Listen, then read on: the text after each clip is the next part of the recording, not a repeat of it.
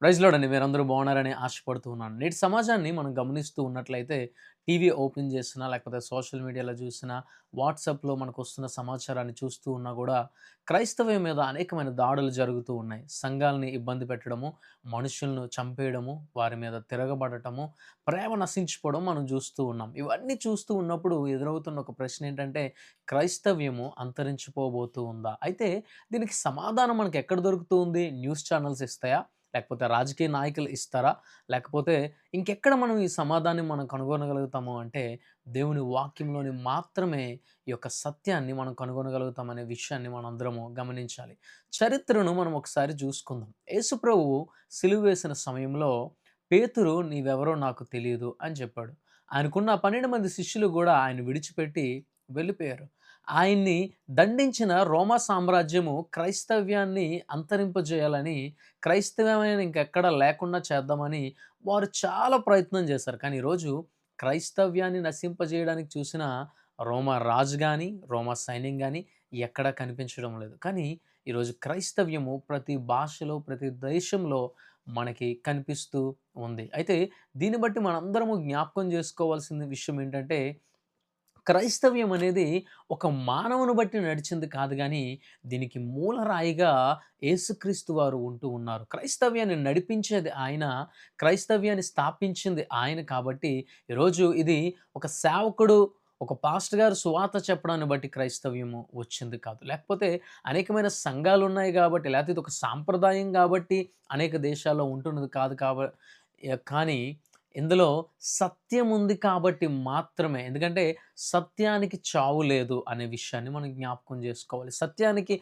అంతం లేదు. ఆయన వాక్యం సెలవిస్తూ ఉంది. నేనే మార్గం, సత్యం, జీవం. అనేకమంది ఈరోజు ఆయనే మార్గము అని అనేక దేశాల వారు ఆయనను నమ్ముకుంటూ ఉన్నారు. ఆయనలోనే సత్యము ఉందని వారి వారి సాంప్రదాయాలను, ఆచారాలను విడిచిపెట్టి నిజమైన సత్యాన్ని వారు తెలుసుకుంటూ ఉన్నారు. ఆయనే జీవం. నా జీవితం ఇంకింతే. నా జీవితంలో మార్పు లేదు. నేనెందుకు బ్రతుకుతున్నాను అని అనుకున్న వారందరూ ఆయనలో ఉన్న జీవాన్ని పొందుకొని ఈరోజు జీవాన్ని పొందుకుంటూ ఉన్నారు. ఇంకొన్ని విషయాలు మనము లోతుగా తెలుసుకోవడానికి ప్రయత్నం చేద్దాం. అయితే నేటి సంఘానికి ఒక వాక్యం చూపి మీ అందరిని పురికొల్పాలని ఆశపడుతూ ఉన్నాను. మత్తయి సువార్త 16 అధ్యాయం 18 వచనంలో మనం గమనించినట్లయితే, "ఈ బండ మీద నా సంఘమును కట్టుదును." ఇది మనిషి చెప్పిన మాట కాదు గానీ, దేవాది దేవుడైన యేసుక్రీస్తు వారి మాట చెప్పిన సంగతి మనం గమనిస్తూ ఉన్నాం. కాబట్టి సంఘం ఆ నిరీక్షణ కోల్పోవద్దు. అయితే సంఘానికి ఎందుకు ఈరోజు భయం కలుగుతూ ఉంది పరిస్థితుల్ని చూడ్డాన్ని బట్టి? మనం లేఖనాల్లో ఈ మాటలు మనం గమనిస్తూ ఉన్నాం. ప్రేమ చల్లారిపోబోతూ ఉంది. దేశాల మీద దేశాలు యుద్ధాలు ప్రకటిస్తాయి. రాజ్యాల మీద రాజ్యాలు లేస్తాయి. మనుషుల మధ్య ప్రేమ చల్లారిపోతది. ఈ మాటలు మనం గమనిస్తున్నప్పటికీ సంఘము భయభ్రాంతులు అవ్వడానికి కారణము ఏంటి అంటే, మొదటి సంఘంకు ఉన్న భక్తి ఈరోజు సంఘాల్లో లేకపోవడం. మన చేతుల్లో బైబిల్ ఉంటుంది గానీ, మన హృదయంలో దేవుని వాక్యము ఉండడం లేదు. మన పెదవులపై ప్రార్థన ఉంటుంది గానీ, ప్రార్థనలో శక్తి లేకపోవడం వల్లే మనలో ఈరోజు భయం కలుగుతుంది. ఒక విషయాన్ని మీ అందరికీ జ్ఞాపకం చేయాలని ఆశపడుతూ ఉన్నాను. ఏంటంటే, fear and faith both are opposite words, లేకపోతే ఆపోజిట్ థింగ్స్. ఎందుకంటే విశ్వాసం ఉండే దగ్గర భయం ఉండదంట. భయం ఉండే దగ్గర విశ్వాసం ఉండదు. ఈరోజు మనలో విశ్వాసం సన్నగిల్లినప్పుడే, మనలో విశ్వాసం తగ్గిపోయినప్పుడే మనలో భయం అనేది కలుగుతది. ఈరోజు షద్రక్, మెషక్, అబేద్నెగో వాళ్ళ యొక్క విశ్వాసం మనం గమనించినట్లయితే వారేమంటూ ఉన్నారంటే, ప్రతిమకు వారు నమస్కరించమని చెప్పినప్పుడు, మేము మా దేవునికి తప్ప ఇంకెవరికి నమస్కరించము. ఆయనొక్కడే స్తుతులకు పాత్రుడు అనే విషయాన్ని ఆయన చెప్పడం జరిగినట్లు మనం గమనిస్తూ ఉన్నాం. అంతేకాకుండా వారిని అగ్నిలో పడవేసిన వారేమంటున్నారో తెలుసా? మా దేవుడే మమ్మల్ని రక్షించిన. ఒకవేళ మా దేవుడు మమ్మల్ని రక్షించపోయినప్పటికీ కూడా మేము మాత్రం మీరు చెప్పేది చెయ్యం. అంత ధైర్యం వారికెక్కడి నుంచొచ్చిందంటే, క్రీస్తులో ఉన్న విశ్వాసాన్ని బట్టి మాత్రమే వారు ఆ యొక్క ధైర్యాన్ని పొందుకోగలిగారు అనే విషయాన్ని మనం జ్ఞాపకం జేసుకోవాలి. మరి వారు కూడా మనలాంటి మనుషులే. వారు ఆరాధించిన దేవుడినే మనం కూడా ఆరాధిస్తూ ఉన్నాం. కానీ ఆ భక్తి లేకపోతే ఆ శక్తి, ఆ విశ్వాసం మనలో ఎందుకు లేదు అంటే, వారు దేవుని వాక్యాన్ని హృదయంలో పెట్టుకున్నారు. మనము ఆదివారం దేవుని మందిరానికి వెళ్ళినప్పుడు మాత్రమే హృదయంలో పెట్టుకునే వారంగా ఉన్నాం. ఒక క్రైస్తవుడు అనేక దేశాలను ఈరోజు సువార్త ప్రకటించి అనేక మందికి సువార్తను ప్రకటించాడు. కానీ ఈరోజు భారతదేశాన్ని గమనించినట్లయితే క్రైస్తవులుగా పిలువబడిన వారు అనేక మంది ఉంటూ ఉన్నారు. కానీ వారి యొక్క భక్తి వారి పక్కింటి వారిని కూడా దేవుని దగ్గరికి తీసుకొని రాలేకపోతూ ఉంది. కాబట్టే ఈరోజు మనకొక భయము లేకపోతే ఒక భీతి కలుగుతూ ఉంది. క్రైస్తవ్యం అంతరించిపోబోతూ ఉందా? అయితే ఒక విషయాన్ని జ్ఞాపకం ఉంచుకోవాలి.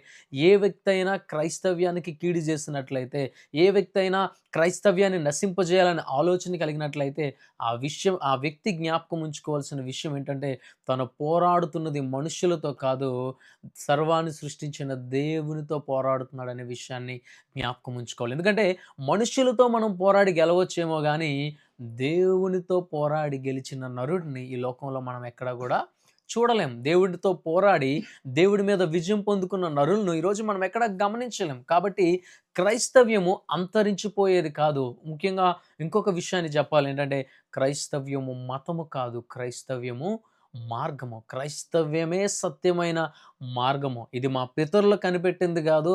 లేకపోతే ఒకరు చెప్తే వచ్చేది కాదు గానీ, క్రీస్తు మానవుడిగా జన్మించి, ఒక మానవుడు నీతిగా, నిజాయితీగా ఇలా జీవించొచ్చు, ఇంత ప్రేమ కలిగి జీవించొచ్చు, ఇంత త్యాగం చేయొచ్చు, ఇంత తగ్గించుకోవచ్చు అనే విషయాలను లోకానికి పరిమితం జేసి, నాలా మీరు జీవించండని లోకానికి పరిచయం జేసి ఆయన ఆరోహణం అయ్యాడు. అంతేకాకుండా ఆయన మరలా తిరిగి రాబోతూ ఉన్నాడు. ఈరోజు సువార్త విస్తరంగా ప్రకటించబడ్డానికి కారణం ఏంటంటే, మన స్నేహితులు మారాలి, మన బంధువులు మారాలి, వారు సత్యమైన వాక్యాన్ని తెలుసుకోవాలి. క్రీస్తును వారు ముఖ్యమైన విషయంగా వారు తీసుకోకపోతే, వారి జీవితంలో వారు మేలు పొందుకోలేరు అనే విషయాన్ని మనం జ్ఞాపకం ఉంచుకోవాలి. ఈరోజు ఒక దేశం గాదు, ఒక రాష్ట్రం గాదు, ప్రపంచమే ఆయన్ను ఆరాధించడానికి, ప్రపంచమే ఆయన సత్యం తెలుసుకోవడానికి కారణం ఏంటంటే, ఆయనంటూ ఉన్నాడు, I'm the alpha and the omega, అంటే ఆదియు అంతము నేనే. ఆయన ప్రారంభించింది ఆయనే.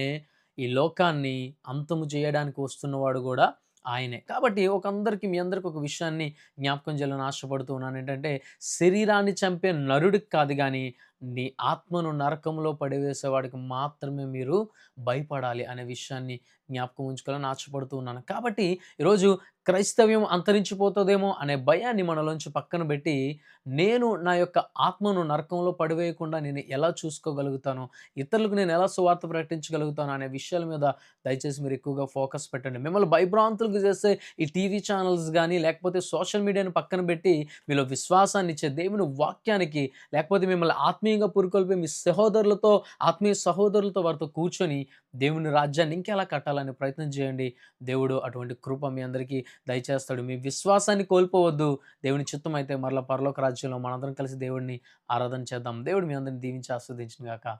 ఆమేన్.